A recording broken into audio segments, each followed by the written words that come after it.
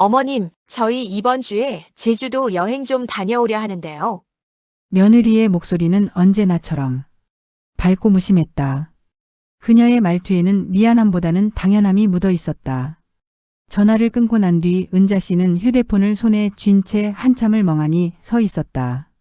순간적으로 가슴이 뻐근해지고 어딘가 깊은 곳에서 알 수 없는 서글픔이 차올랐다. 은자 씨는 어머니니까 해주실 수 있죠. 라는 며느리의 태도 속에서 자신이 더 이상 가족이 아니라 단순히 도움이 필요한 순간에만 소환되는 사람이라는 사실을 깨닫고 있었다. 전화를 끊고 난 후 거실에 홀로 앉아 있자니 마음이 이상하게 허전했다. 가족이라면 함께 여행을 가는 게 아닐까? 내가 빠진 여행을 과연 가족 여행이라 부를 수 있을까? 이런 생각이 들 때마다 눈가가 뜨거워졌다. 그러나 은자 씨는 오래전부터 그런 감정을 스스로 눌러왔기에 이번에도 고개를 떨군 채 말없이 한숨을 내쉴 뿐이었다. 며느리가 마지막 부탁을 전한 날은 유난히 날씨가 맑았다. 창밖에는 아이들 웃음소리가 들려왔지만 은자 씨의 집 안은 적막했다. 손주와 함께 웃고 떠드는 상상을 해본 적도 많았지만 현실은 늘 달랐다. 그녀가 아이를 볼 수 있는 시간은 짧고 며느리의 눈치를 봐야 하는 순간들이 많았다. 그래서 이번 부탁도 사실 고양이를 돌보는 일이 아니라 너는 내 자리를 지켜라. 그러나 우리와는 함께하지 말아라는 무언의 메시지처럼 들렸다. 그녀는 냉장고를 열어보았다. 혼자 먹을 반찬들이 몇 가지 채워져 있었지만 정작 자신을 위해 만든 것은 아니었다. 여전히 손주가 오면 먹일 만한 것, 혹시 아들이 오면 내어줄 만한 것들이 대부분이었다. 순간 이런 생각이 스쳤다. 나는 언제부터 내 삶을 나를 위해 산 적이 있었을까? 그날 밤 은자 씨는 잠을 이루지 못했다. 머릿속에서 며느리의 부탁이 계속 맴돌았다. 고양이, 밥, 화장실 치우기 모두 작은 일이었다. 아무도 그녀의 마음을 묻지 않았고 아무도 그녀의 자리를 마련해 주지 않았다. 그 부탁은 단순히 며느리의 말 한마디가 아니었다. 그것은 오랜 세월 동안 쌓여온 소외와 무시, 그리고 자신을 가족이라는 이름 아래 희생시키며 살아온 삶의 결론을 드러내는 순간이었다. 은자 씨는 그제야 깨달았다. 이 부탁은 단순히 고양이 돌봄이 아니라 자신이 이제 결단을 내려야 할 때가 왔음을 알리는 신호라는 것을. 은자 씨의 인생은 늘 가족이라는 이름에 묶여 있었다. 그녀가 30살이 되던 해 작은 반찬 가게를 열었던 것도 오직 남편과 아들을 먹여 살리기 위해서였다.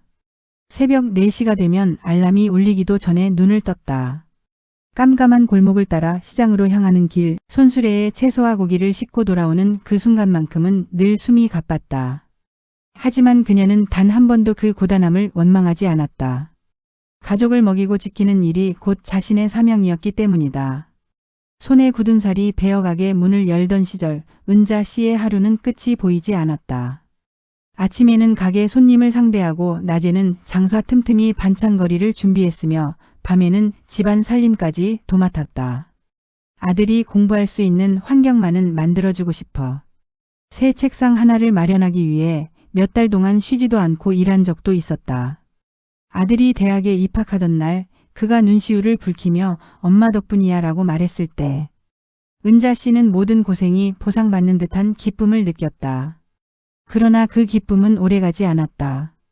남편이 지병으로 세상을 떠나고 나서는 아들만이 그녀의 삶의 유일한 희망이자 버팀목이 되었다. 그래서 아들이 결혼을 결심했을 때 은자 씨는 조금도 망설이지 않고 남은 저축을 모두 내어주었다. 신혼집 보증금, 인테리어 비용, 가전제품까지 대부분 그녀의 몫이었다. 아들이 행복하다면 그것으로 충분하다고 여겼다. 하지만 결혼 이후의 현실은 달랐다. 집에 가면 늘 저쪽 방에서 쉬세요라는 며느리의 말이 기다리고 있었다. 함께 밥을 먹는 자리에서도 그녀의 자리는 뒷전이었다.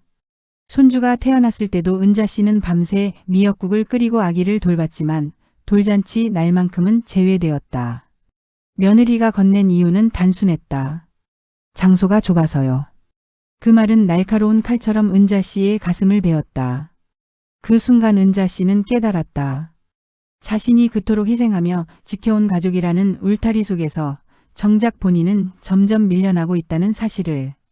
오로지 필요할 때만 불려나가는 조연일 뿐 중심에 설 기회는 주어지지 않았다.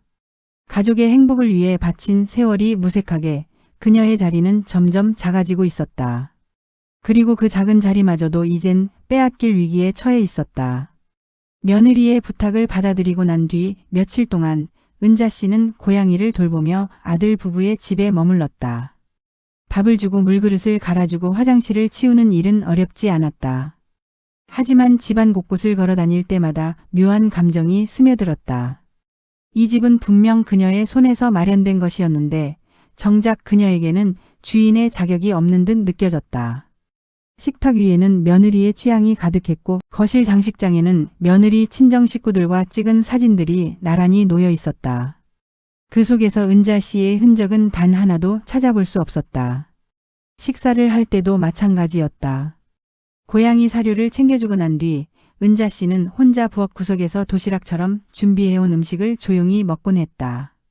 아들과 며느리의 집인데도 식탁 한가운데에 앉을 수 없는 자신이 낯설었다. 그녀는 스스로를 위로하며 며느리가 불편해할까 봐 그런 거지라고 생각했지만 마음 한구석에서는 점점 커져가는 소외감을 부정할 수 없었다. 그러던 어느 날 잠시 휴식을 취하던 중 휴대폰 알림이 울렸다.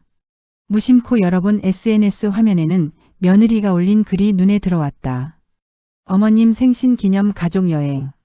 우리 가족은 언제나 마음으로 이어져 있습니다. 사진 속에는 며느리 친정 식구들과 웃고 있는 아들의 모습이 담겨 있었다. 반짝이는 조명 아래에서 그들은 진짜 가족처럼 환하게 웃고 있었고 배경에는 제주도 리조트라는 간판이 선명했다. 은자 씨는 손에 쥔 휴대폰이 떨어질 것처럼 흔들렸다. 생신을 기념한다면서 정작 본인은 그 자리에 없었다. 눈물이 저절로 차올랐지만 금세 삼켜버렸다.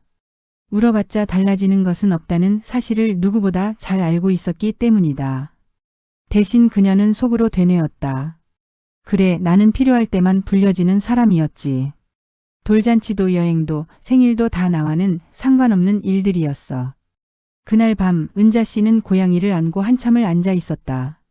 작은 동물이지만 최소한 이 고양이는 자신이 주는 밥을 기다렸고 자신이 곁에 있음을 반겼다. 그러나 아들과 며느리는 그녀의 존재를 편리한 손 이상으로 여기지 않았다. 그 사실이 뼛속 깊이 새겨지자 가슴이 시리도록 차가워졌다. 필요할 때만 가족으로 불리는 인생, 그것이 지금까지 그녀가 살아온 현실이었다. 그리고 이제는 그 현실에서 벗어나야 한다는 목소리가 아주 선명하게 마음속에서 울려 퍼지고 있었다. 며느리의 SNS 글을 본 그날 이후 은자 씨는 밤마다 깊은 잠을 이루지 못했다. 머릿속에서는 수십 년 동안 자신이 감내해 온 삶의 장면들이 스쳐갔다. 새벽마다 장사 준비를 하던 모습, 손주를 업고 밤을 새우던 기억, 돌잔치 날 홀로 남겨졌던 쓸쓸한 순간. 모든 장면은 그녀의 희생을 증명하고 있었지만 그 대가로 돌아온 것은 철저한 소외뿐이었다. 이제는 끝내야겠다. 마음속 깊은 곳에서 단호한 목소리가 올라왔다. 가족이라는 이름은 더 이상 그녀를 보호하지 못했다. 오히려 족쇄가 되어 그녀를 그림자로 만들고 있었다. 은자 씨는 서랍 속에 넣어둔 집 등기부등본을 꺼내 들었다. 여전히 집은 자신의 명의로 되어 있었다. 그 사실을 확인하는 순간 묘한 안도감이 찾아왔다. 최소한 아직은 자신이 선택할 수 있다는 증거였기 때문이다. 다음 날 은자 씨는 부동산 중개소를 찾아갔다. 중개인은 등본을 확인하더니 바로 매물을 올리겠다고 했다. 시장 상황이 좋아 곧바로 계약자를 찾을 수 있을 거라는 말에 그녀는 고개를 끄덕였다. 마치 무겁게 얽혀있던 족쇄가 풀리는 듯한 기분이었다. 거래는 생각보다 빠르게 진행되었다. 은자 씨는 서류에 도장을 찍으며 손이 떨렸지만 후회는 없었다.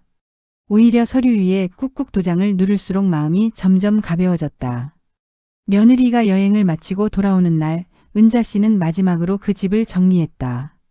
옷가지와 개인 물건들을 박스에 차곡차곡 담아 현관 앞에 내놓았다. 고양이는 근처 애완동물 호텔에 맡겨두었다.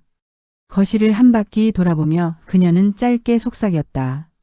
이 집에서 나는 충분히 희생했어. 이제는 나를 위해 떠날 거야. 아들 부부가 도착했을 때 현관에는 집만 남아 있었다. 며느리가 놀란 눈빛으로 물었다. 어머님, 이게 다 뭐예요? 은자 씨는 담담히 대답했다. 그 집 이제 내 것이 아니야. 팔았어. 그 목소리는 결코 높지 않았지만 오히려 더 단단하게 울려 퍼졌다. 그 순간 아들과 며느리의 표정은 굳어졌다. 그러나 은자 씨의 마음은 오랜만에 맑고 평온했다. 마침내 스스로를 지켜내는 결단을 내렸다는 사실이 그녀를 강하게 붙들어주고 있었다. 집을 팔고 난 이후 은자 씨의 일상은 서서히 변해갔다. 매일같이 아들 집에 들러 청소를 하고 손주를 돌보며 시간을 쏟아붓던 날들은 이제 과거의 이야기가 되었다. 새벽이면 반찬가게 앞에 놓인 의자에 앉아 따뜻한 커피를 홀짝이며 한동안 잊고 살았던 여유를 느꼈다. 더 이상 누군가의 부탁 전화를 기다릴 필요도 며느리의 눈치를 살필 이유도 없었다. 처음 며칠은 낯설었다. 휴대폰이 조용하면 오히려 불안하기도 했다. 하지만 곧 깨달았다. 그 침묵은 외로움이 아니라 자유였다. 이제는 누군가에게 선택되어야만 가족이 되는 존재가 아니라 그저 자기 자신으로 살아갈 수 있었다. 그녀는 오랜만에 헬스장 등록도 하고 평생 미뤄왔던 건강검진도 예약했다. 심지어 작은 여행 계획도 세웠다. 시장 단골 손님들도 그녀의 변화를 눈치챘다. 사장님, 요즘 얼굴이 환해지셨어요. 예전에는 늘 지쳐 보이셨는데 이제는 훨씬 건강해 보이네요. 그 말들이 은자 씨에게는 큰 위로이자 격려였다. 그녀는 속으로 생각했다. 그래, 나도 이렇게 웃을 수 있었지. 나는 아직 늦지 않았다. 어느 날 저녁 아들이 혼자 가게 앞에 찾아왔다. 눈빛에는 죄책감이 담겨 있었지만 은자 씨는 예전처럼 흔들리지 않았다. 엄마, 우리 이렇게 될 줄은 몰랐어. 아들의 말에 그녀는 차분히 대답했다. 내가 아무 말도 하지 않았던 게 결국 이렇게 만든 거야. 하지만 이제 괜찮아. 나는 나답게 살기로 했으니까. 그 말은 누구를 탓하기보다는 스스로를 다독이는 선언 같았다. 밤이 되면 은자 씨는 창가에 앉아 새로 들인 화분을 바라보곤 했다.